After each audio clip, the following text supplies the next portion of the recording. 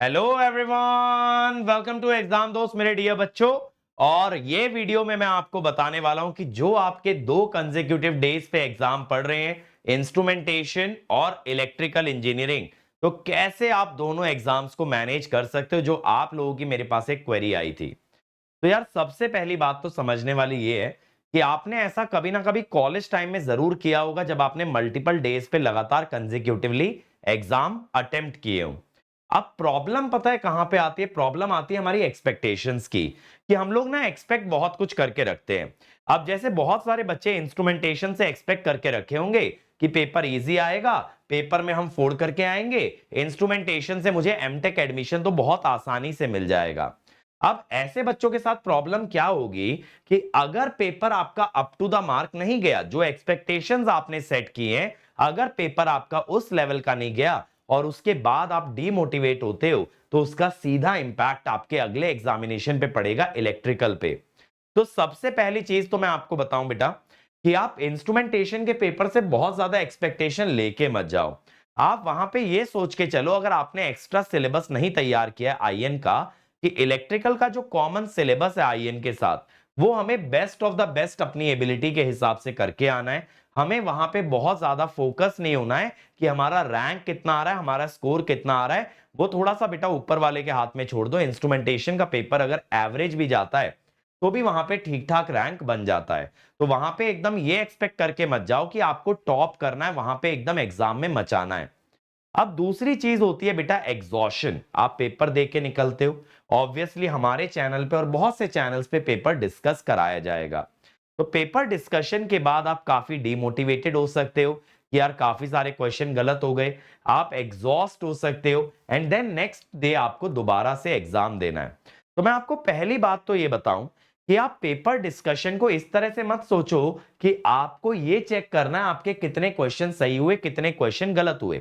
आप इंस्ट्रूमेंटेशन के paper discussion को ऐसे देखो कि आपको वहां पे ये सीखना है कि आईआईटी ने इस साल पेपर कैसा बनाया, आईआईटी की एक्सपेक्टेशन क्या है ये इलेक्ट्रिकल और इलेक्ट्रॉनिक्स ब्रांच से, ताकि वहां से ली हुई लर्निंग्स को आप नेक्स्ट डे इलेक्ट्रिकल के पेपर में इस्तेमाल कर पाओ।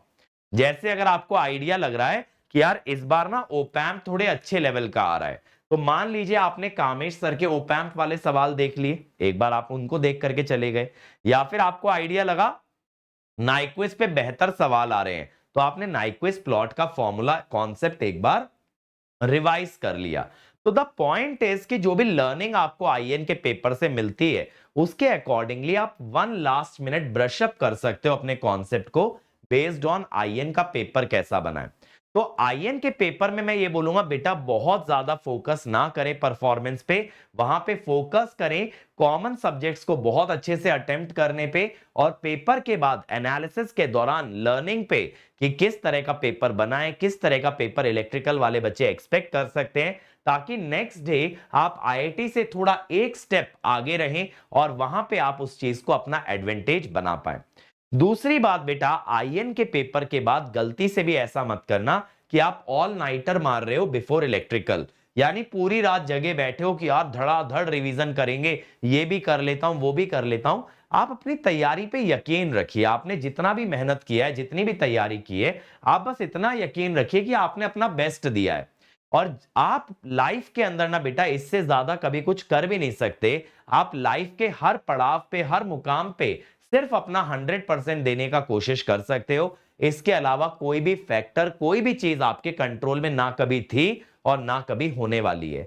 और अगर आपने अपना 100% दिया है, तो यकीन मानिए बेटा जो होगा अच्छा होगा। अगर गेट एग्जाम अच्छा नहीं भी होता, कि आप किसी और चीज के लिए हो सकता है बने हो, आपकी डेस्टिनी में और बेहतर चीजें लिखी हो, बट प्लीज इंस्ट्रूमेंटेशन पेपर के बेसिस पे खुद को इतना ज्यादा प्रेशराइज मत कर लेना कि इलेक्ट्रिकल का एग्जाम बिगड़ जाए। वैसे तो मैं ये मानता हूं बेटा ट्रैवल करके आना, 3 घंटे का पेपर लिख के आना, वो आपको इतना एग्जॉस्ट नहीं कर सकता कि आप अगर 7-8 घंटे की नींद ले तो अगले दिन आप फिर पेपर नहीं दे सकते। But it's all about the mental pressure, it's not about the physical exhaustion. Physically आप इतने एग्जॉस्ट नहीं हो जाओगे कि अगले दिन आप पेपर ना लिख पाओ, बिल्कुल आप लिख सकते हो। लेकिन अगर आपने अपने दिमाग में उस इंस्ट्रूमेंटेशन के पेपर को बसा लिया, उसके आने वाले रिजल्ट को अगर आपने अपने ऊपर हावी होने दिया, अगर आपने अपने थॉट प्रोसेस में ये चीज बना ली कि यार इंस्ट्रूमेंटेशन का पेपर अच्छा नहीं गया, अब तो मेरी एमटेक की सीट अच्छी नहीं मिलेगी, अब तो मेरा फुल डिपेंडेंसी इलेक्ट्रिकल के ऊपर है, इस तरह के थॉट्स आपके दिमाग पे सिर्फ और सिर्फ प्रेशर ऐड करते हैं, आपको किसी प्रकार की कोई पॉजिटिविटी नहीं देते। तो मैं कहूंगा आपकी लाइफ में जो भी पॉजिटिव लोग हैं, चाहे वो आपके माँ बाप हैं, चाहे वो आपके दोस्त हैं, एग्जाम के बाद उनसे जरूर बात कीजिए, थोड़ा सा एक पॉजिटिव वाइब क्रिएट कीजिए। दोस्तों के साथ आपको पता है बहुत सारी बहुत सारी बकवास होती है, तो वो सब कीजिए। अपने जो फ्रेंड्स अलग अलग डोमेन में जा चुके हैं उनके साथ में भी आप एक वीडियो कॉल सेटअप कर लीजिए, खूब बकर करिए, खूब खुश हो जाइए, क्योंकि अगर आप खुश रहेंगे, आपका माइंडसेट पॉजिटिव रहेगा, तो अगले दिन एग्जाम में मैं कह रहा हूं गारंटीड 4-5 नंबर तो एक्स्ट्रा ले ही आओगे। लेकिन अगर आप डिप्रेस होके जाते हो, आप डीमोटिवेट होके जाते हो, तो कहीं ना कहीं आपके मार्क्स घटने लगते हैं। तो बहुत ज्यादा इंपॉर्टेंट है बेटा कि एग्जाम को एक एग्जाम तक ही रखा जाए, एग्जाम को लाइफ ना बनाया जाए। अगर आप ये सोचोगे कि आपकी लाइफ पूरी की पूरी एग्जाम पे डिपेंडेंट है, तो आपके माइंड में इतने सारे नेगेटिव थॉट्स, इतना सारा प्रेशर आ जाएगा ना कि फिर एग्जाम में आप क्वेश्चन तो देखोगे नहीं और बाकी की सारी चीजें आपके दिमाग में चल रही होंगी। इसीलिए लाइफ में दोस्त होना या ऐसे पॉजिटिव लोगों का होना जो आपका मूड बदल सकते हैं, जो आपके माइंड को डाइवर्ट कर सकते हैं, वो बहुत जरूरी है।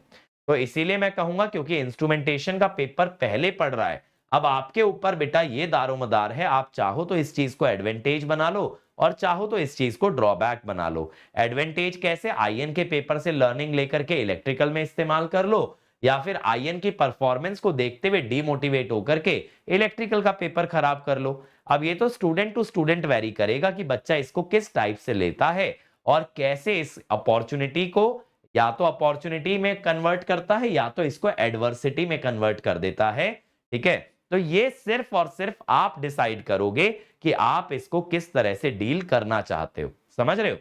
क्या है कि देखो यार, सर्कमस्टांसेस तो सभी इलेक्ट्रिकल आईएन वाले बच्चों के लिए सेम ही है, सभी का पेपर सेम डे पे है, बट यहां पे जो नजरिया है और जो एटीट्यूड है इस चीज को डील करने का, वो एटीट्यूड डिफाइन करेगा कि आउटकम क्या होने वाला है। बस मेरा ये आप लोगों से एक रिक्वेस्ट रहेगा कि प्लीज अपनी हेल्थ को खराब मत करिएगा कि आईएन के पेपर के बाद इतना ज्यादा आप प्रेशर ले लो, इतना ज्यादा आप टाइम स्पेंड कर लो कि नेक्स्ट डे के लिए आपके पास बिल्कुल एनर्जी बचे ही ना। फिजिकल एनर्जी भले ही हो, बट मेंटल एनर्जी को अपनी ड्रेन आउट मत कर लेना। ठीक है? और फिर क्या है, देखो आईएन के पेपर के बाद ना आप सॉल्यूशन मल्टीपल चैनल्स पे जाके मत देखना, क्योंकि देखो यार, इलेक्ट्रिकल के बाद तो समझ आता है तुम्हारे पास फुर्सत होगी, तुम एक चैनल छोड़ो 4 चैनल के सॉल्यूशन रेफर कर सकते हो, लेकिन आईएन का सॉल्यूशन सिर्फ एक ही चैनल से रेफर करना, क्योंकि वहां पे 2-2.5 घंटा इन्वेस्ट करना है स्टिल फाइन। लेकिन 3-4 चैनल को अगर आपने रेफर करने के चक्कर में आपने मान लीजिए अपने 4 घंटे, 5 घंटे, 6 घंटे इन्वेस्ट कर दिए, तो मेंटली आप इतना ड्रेन आउट हो जाओगे ना कि नेक्स्ट डे पेपर अटेम्प्ट करने के लिए आपके पास एनर्जी ही नहीं बचेगी। तो आप अपने पेपर पे फोकस करिए और आप ये याद रखिए कि इलेक्ट्रिकल आपका प्राइमरी पेपर है, इंस्ट्रूमेंटेशन आपके लिए सेकेंडरी पेपर है, जो आपको एक एमटेक की सीट दिलवा सकता है, बट वहां पे एवरेज परफॉर्मेंस होने से भी एमटेक की सीट मिल जाएगी। तो बहुत ज्यादा दबाव में अपने को आईएन का पेपर नहीं देना है। ठीक है? आईएन के पेपर से पीएसयू तो आपको मिलेगा नहीं इलेक्ट्रिकल वालों को, बस एक एमटेक की सीट मिल सकती है, वो तो इलेक्ट्रिकल से भी मिल सकती है और इलेक्ट्रिकल की सीटें आईएन से ज्यादा ही होती हैं। तो अगर ये चीज रियलाइज करके जाओगे, आईएन एक सेकेंडरी पेपर है, उसके ऊपर आपकी लाइफ डिपेंड नहीं करती है, तो अननेसेसरी प्रेशर आपके माइंड में बिल्डअप नहीं होगा। ठीक है? और अपनी हेल्थ को प्रायोरिटाइज रखना, फ्राइडे नाइट को भी अच्छे से 7-8 घंटे सोना, फिर सैटरडे नाइट को भी अच्छे से 7-8 घंटे की नींद लेनी है, और अपनी जो भी किट है एग्जाम की वो फ्राइडे को ही प्रिपेयर कर लेनी है, ताकि Saturday Sunday last minute rush में, प्रेशर में कोई ऐसी इंपॉर्टेंट चीज मिस ना कर जाओ बेटा, जिससे कि एग्जाम देने से पहले ही फैसला हो जाए कि आपका रिजल्ट क्या आने वाला है। तो ऐसी कोई मिस्टेक मत करना, फ्राइडे अपनी तैयारी पूरी रखो और फिर सैटरडे संडे मस्त तरीके से एग्जाम देकर के आओ। दोनों एग्जाम्स के अंदर काफी सारे सब्जेक्ट आपके कॉमन रहने वाले हैं, तो you will definitely do well. ठीक है? मुझे पूरा यकीन है जिन बच्चों ने भी इलेक्ट्रिकल की तैयारी ईमानदारी से की है ना, वो आईएन में अच्छा करके आएंगे। खुद पे यकीन रखो, मुझ पे यकीन रखो, अपने पूरी की पूरी तैयारी पे, अपनी पूरी जर्नी पे यकीन रखो बेटा, मंजिल जरूर मिलेगी अगर शिद्दत से आपने तैयारी की है। अब ये वो समय नहीं है कि आप सेल्फ डाउट करें, आप खुद को क्वेश्चन करें, ये सोचें आप और क्या बेहतर कर सकते हैं। डेफिनेटली 1000 चीजें होंगी जो आप बेहतर कर सकते थे, लेकिन अब जो कर लिया सो कर लिया, जो तैयारी हो गई उसी के आधार पे आपको पेपर लिखना है।